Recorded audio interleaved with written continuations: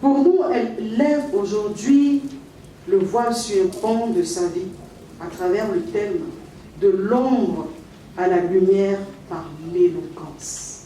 Mesdames et messieurs, recevons chaleureusement sur une salle d'ovation Madame Nicolette Kwasi. L'obscurité, l'ombre, la pénombre. Que ressentez-vous dans une telle situation? Dans la nuit noire et dans l'obscurité la plus absolue. L'obscurité, l'ombre, la pénombre.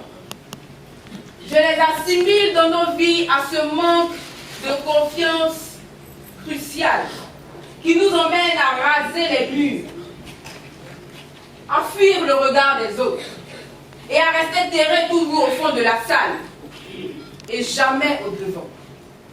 Ce manque de confiance qui nous empêche de prendre conscience de nos pleines potentialités et de nos forces. Ce manque de confiance qui nous dit d'abdiquer face aux défis, de démissionner face à nos rêves et d'accepter l'échec comme étant une option.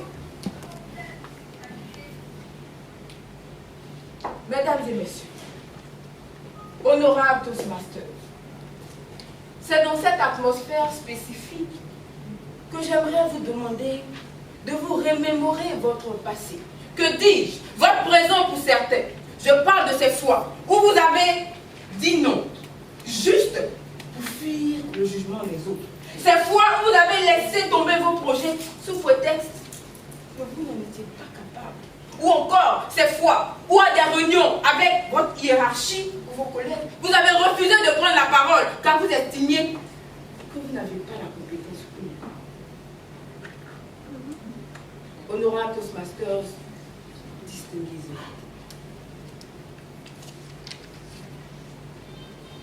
Sachez que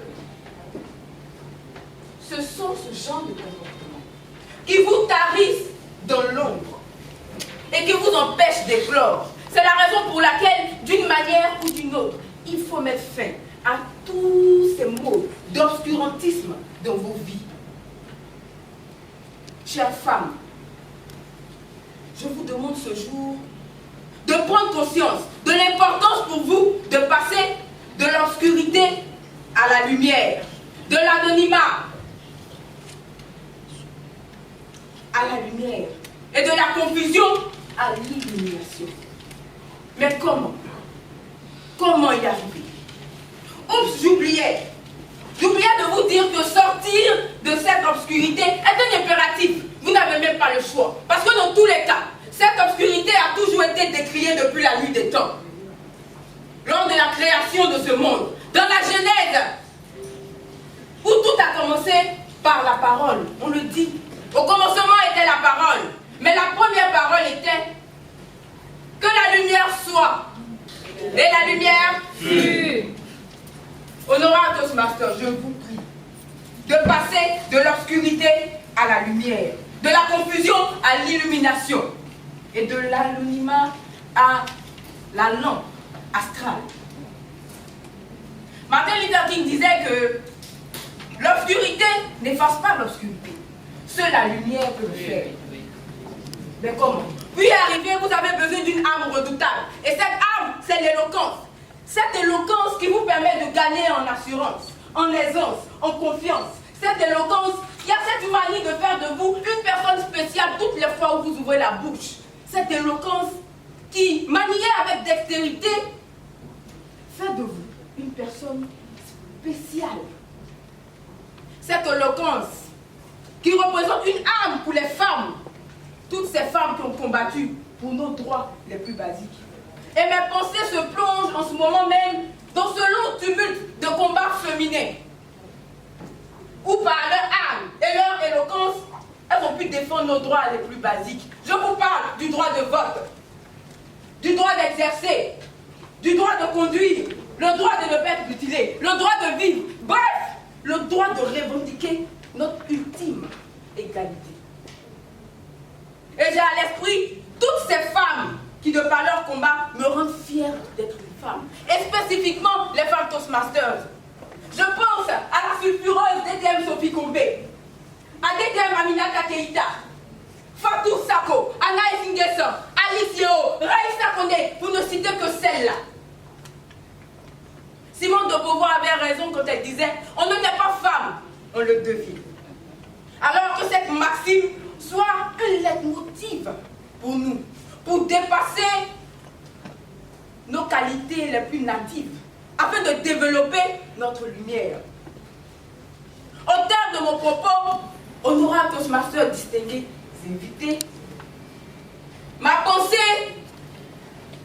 se retrouve ici, en ce moment, avec toutes ces femmes, ces astres qui ont décidé de lever leur flamme et à qui je veux laisser ces paroles bibliques. Personne n'a lu une lampe pour la mettre sous le boisseau, mais sur une table pour qu'elle puisse éclairer une pièce.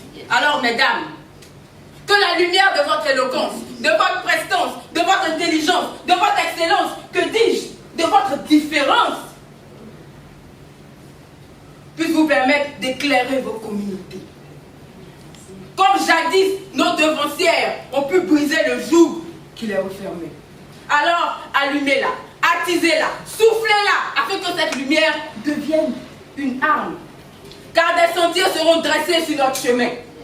Et nous devons être fiers. Nous devons relever ce défi. Nous devons être dignes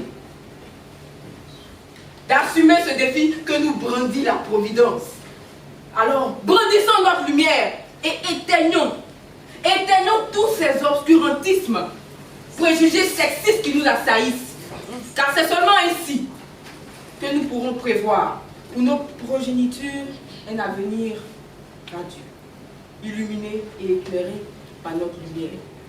Alors, aujourd'hui et à jamais, que la lumière soit, Madame la Ministre.